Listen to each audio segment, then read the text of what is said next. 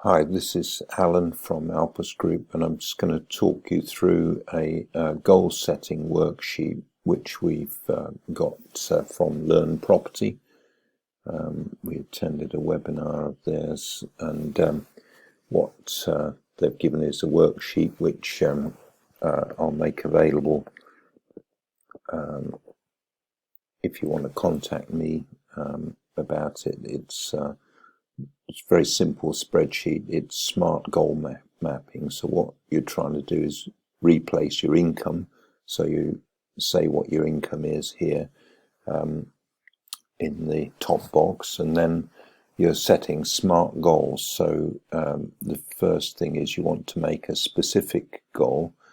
What do you want to achieve? I want to achieve my job replacing income figure. So that's your existing income. M makes it measurable. How will you know when you've achieved it? So you need to make it related to the actual figures that you're achieving. So you need to monitor your income. A is attainable. You want to keep this realistic. You don't want to have targets that are so far away from what is achievable that you just lose heart. You need to have something that you know you can achieve by taking certain steps in a certain time. So R is to make it relevant. So why is this goal important to you, and why now? So if it's an income figure, then obviously it's going to be important because you've presumably got outgoings that you need to cover with your income.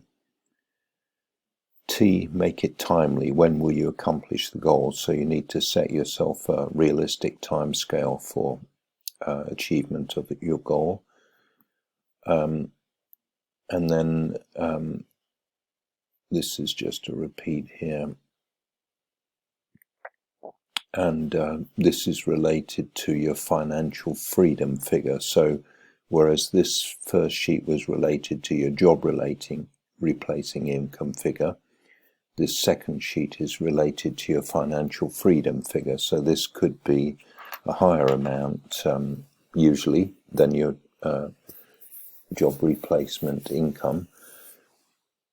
And this would allow you to do things comfortably without the need for working. Presumably this is related to passive income that you can achieve by rental income from properties, for example, or returns on investments that you've made.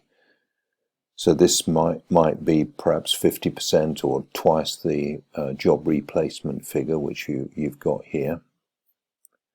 And you again want to set your goals specific, measurable, attainable, relevant, timely.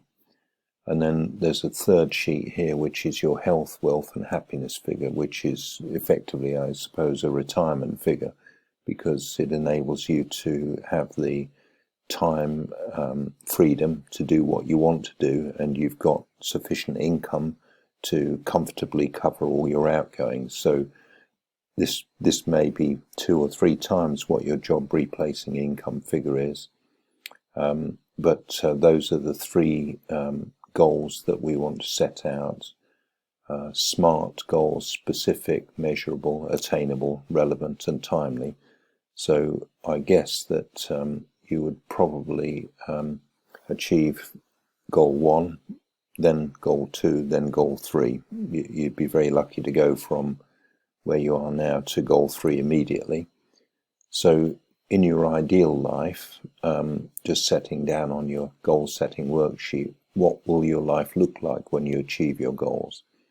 What will you spend your time doing? What sort of activities? What impact would this have on your health, mental and physical? And what impact would this have on your wealth? So you need to spell out what you're going to be spending your time and money on, and just set out what effect this may have on your happiness as well, because presumably if you've got a health, wealth and happiness sort of income, 2 or 3 times your job replacing income, then you would be happy and in the right place. So this is a chart just to show where are you right now, an honest account of where you are right now in these fields of finance, personal growth, health, friends, love, time for myself, happiness and business. So you can score yourself between 1 and 5, being the highest near the center, on each of these criteria: finance, personal growth, health, friends, love, time for myself, happiness and business. You'll see just what the size of the task is in all those different areas. And the outcome you get is the result of the work that you do. So you make a commitment to your goals by taking accountability for your actions. So when something happens, do you respond on autopilot, or do you think about it and give a mindful response? Do you react like you've always reacted before, or do you take some time to reflect on what's happening and see the big picture? This way you have more options on how to react and will make better quality decisions. If you react like you've always reacted before, you get what you've always had, whereas if you take a mindful approach, then you will get a different outcome. So you're making a commitment to yourself.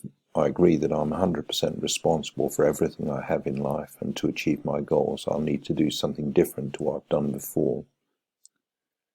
So to achieve new goals from new habits, look at what you've always done won't get you to where you need to be. You'll always get what you had before if you carry on doing the same thing.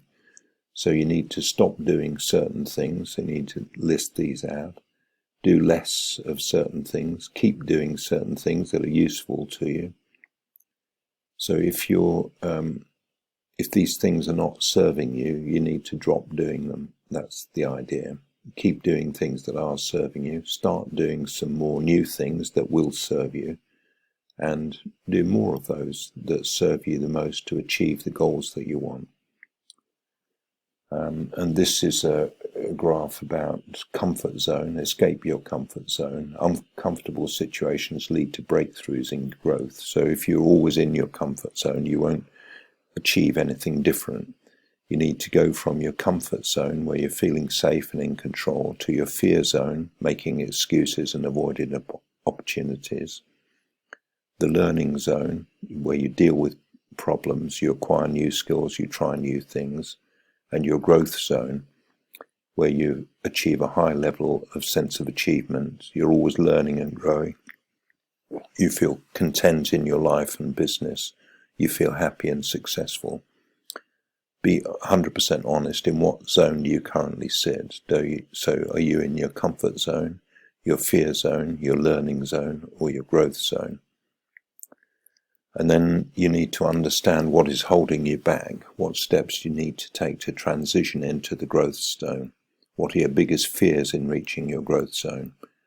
How can you reframe or overcome these fears? Why is it important you settle in the growth zone and stay there? It's so you can achieve personal growth and therefore achieve your objectives that you set out before. And what are your limiting beliefs? What psychological barriers do you have in place? Where you are right now, your belief system, the actions you take, the results you get. What beliefs are currently holding you back? Do you believe that your attitude towards money is holding you back? Do you believe that your attitude towards business is holding you back? List these out, and then try to understand why you have these limiting beliefs. Does it go back to things that you were taught or told in the past by your parents, perhaps? And you need to question, how is this belief system harmful to your growth? And what would you do if you would not be able to fail? That's a really good question. Think of what your ambition is, and could you achieve it if you could not fail? Break your belief system. Identify the point where your limiting beliefs start to creep in.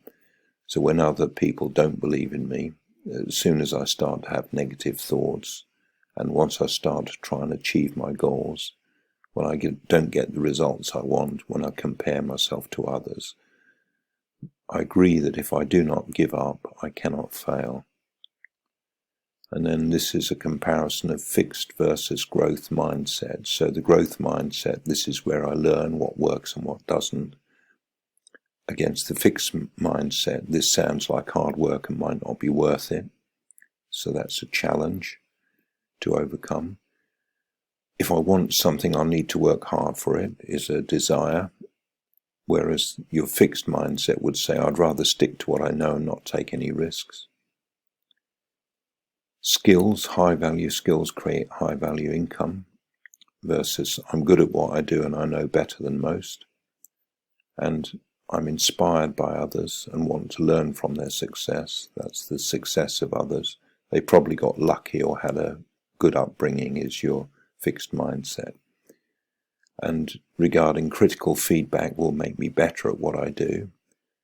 So to overcome criticism, whereas the fixed mindset would say this makes me feel insecure and threatened.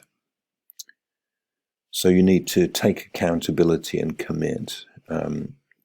I agree that if I commit myself to the process, apply myself to the best of my ability, remain coachable, willing to learn and take action outside my normal comfort zone, I will achieve the outcome I desire.